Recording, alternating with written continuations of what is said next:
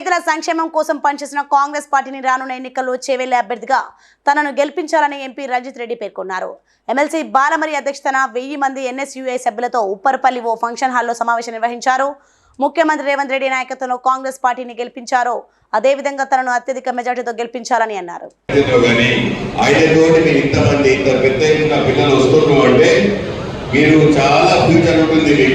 పిల్లలు students organisation అంటే ఒక వైట్ తిట్టు పడుతుంటారు.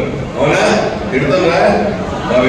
స్పీకింగ్ ఎవరైతే నియోజకవర్గం ఇన్ఛార్జ్ ఉంటారో ఎటు కాకుండా మధ్యలో నలిగిపోతుందని చెప్తున్నారు. This is the honest thing. ఎందుకంటే మేము కూడా కాలేజీలో చూసినప్పుడు మాకు డైరెక్ట్ ఎలక్షన్స్ ఉండే, ఎన్ఎస్యూ ఉండే, ఏపీ ఉండే, ఆర్ఎస్యూ ఉండే, పీడిఎస్ ఉండే.